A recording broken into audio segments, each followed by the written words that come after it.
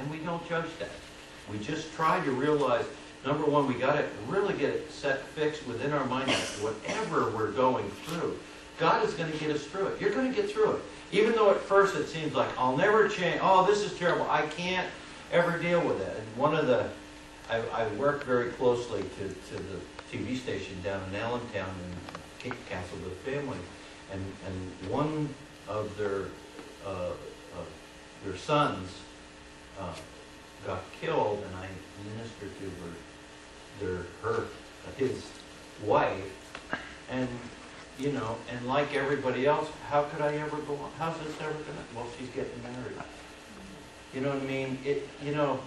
One of the things that I used over and over again, and I swear they stole it from me because we started seeing it in the newspapers at the beginning of Tech, was I kept saying to people that the secret is finding a new normal in your life.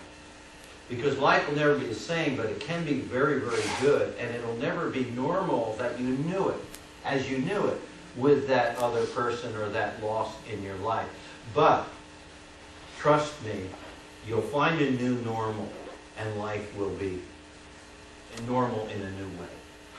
You know what I mean? Because you can't. When are you? One of the psychological terms I hate is the word closure.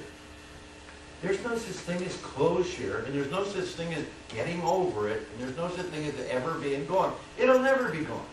You'll always love, and you'll always feel that loss.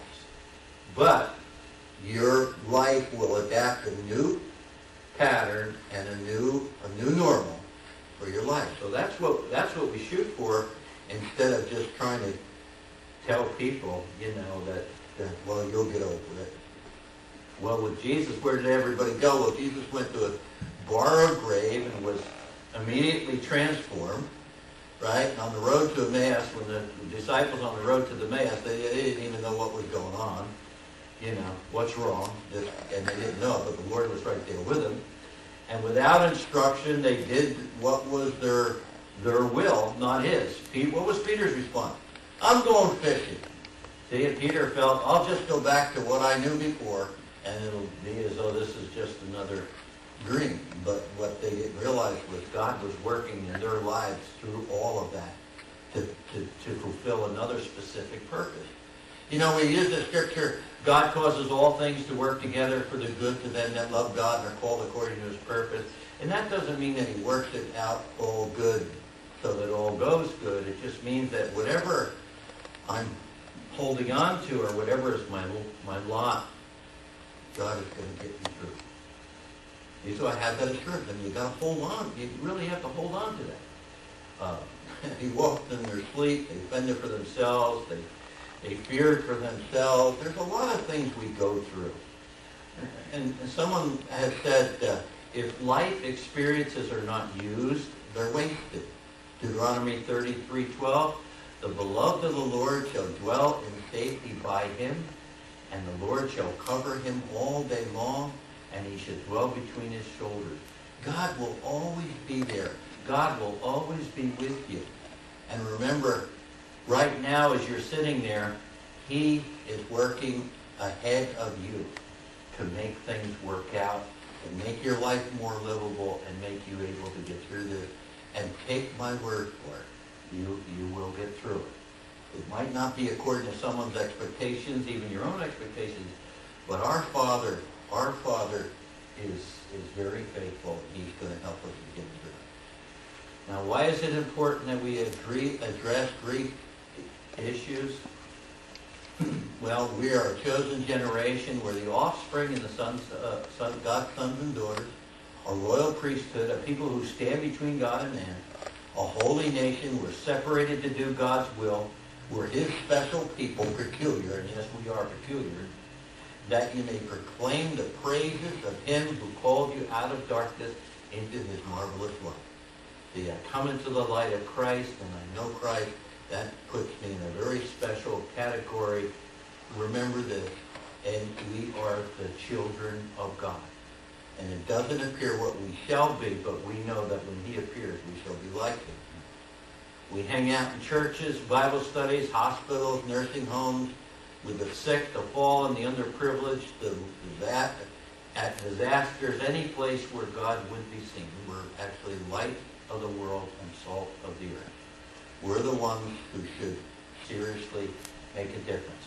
Now, something you want to always remember, this grief message, grief recovery is not forgetting, it's remembering with less pain.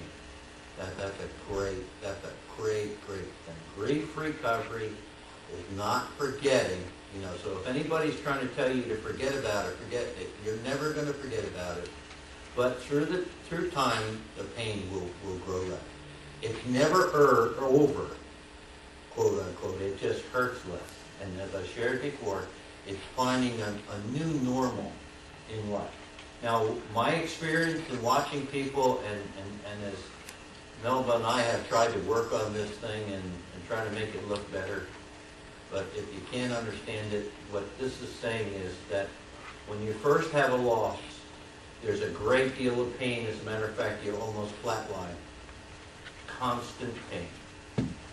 But then, as the door opens within your life toward the rest of your life, and you realize, well, maybe something will change. Maybe my pain will change. Maybe something will change.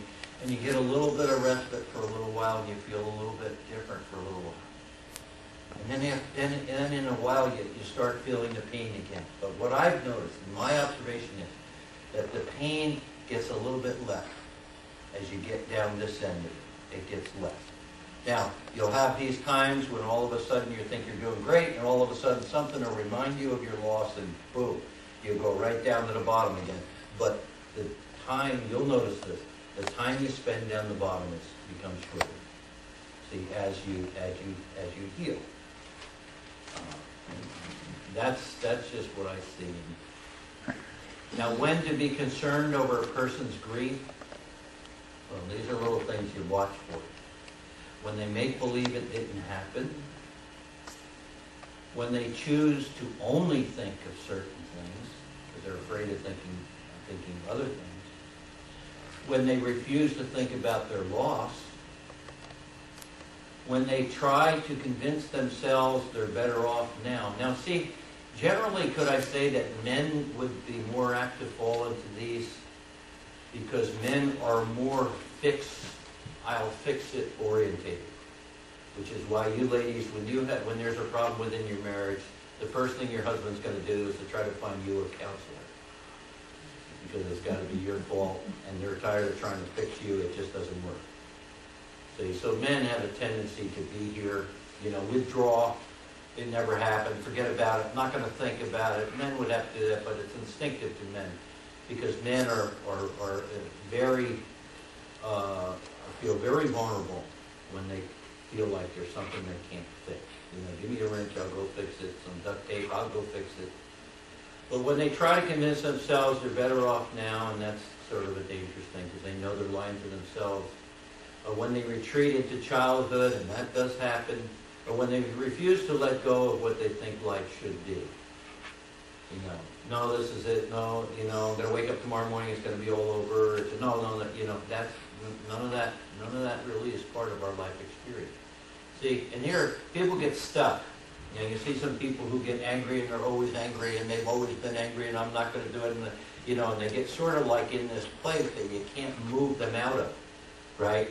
Now, getting stuck happens from these situations, at least two of these situations that I see, and that is when you can't accept the picture of life, what life is before me. I cannot accept the picture of me living on this earth without my wife. That's it. I'm sorry. If she's not there, I'm not here. We gain our identity oftentimes by the one we married and forget that we're totally another person. And after my mate passes on, life does not pass on. For me, I continue in life, so life will go on from that point.